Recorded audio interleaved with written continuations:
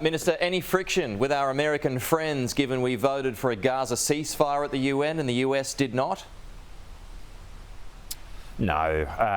I mean, this is obviously a very difficult situation internationally. We talk very closely with the United States about this issue, about our position and about the US position. I mean, you will have seen commentary coming from President Biden in the last few days expressing concern around the humanitarian situation in Gaza. And really that's what we are doing as well. The vote that we took in the last couple of days had accompanied with it a statement which we made with Canada, with New Zealand, again, two very much like-minded countries, which obviously expressed our concerns for the humanitarian situation in Gaza, but made clear of Israel's right to defend itself, made clear our condemnation of Hamas and its attacks on October 7. So our position has been consistent. We talk very closely with the United States as we do with the United Kingdom.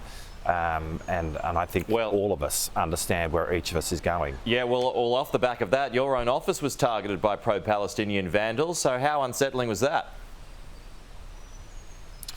Well, in some ways, I feel like the least we talk about that, the better. I mean, in moments of like that, my principal concern, as you would expect, is for my staff, for their safety and their well-being. I was obviously in contact with them yesterday, and they're fine.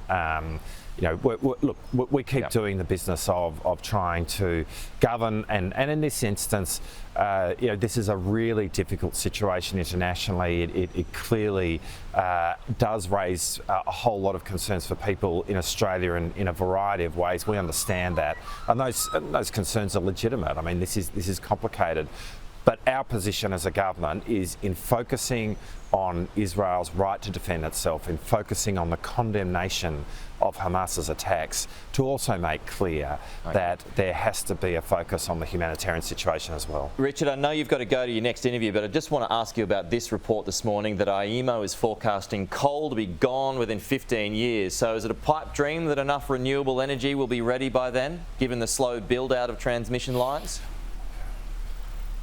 Well, what it absolutely confirms is how important it is for Australian governments to be making sure that we're investing in poles and wires, in the infrastructure of the nation to be able to take on more renewable energy. That's why we went to the last election making that position clear and making it clear that we need to be pursuing it, which was what we've been doing through our Rewiring the Nation initiative. And so this utterly confirms and validates the focus of the Albanese government around rewiring the nation, and we're really confident we can do that and make sure that we get renewables on in the grid in a reliable way. Okay, Richard Marles, the Deputy Prime Minister and Defence Minister, a big morning for you. Thank you for your time as always. We will talk to you again soon.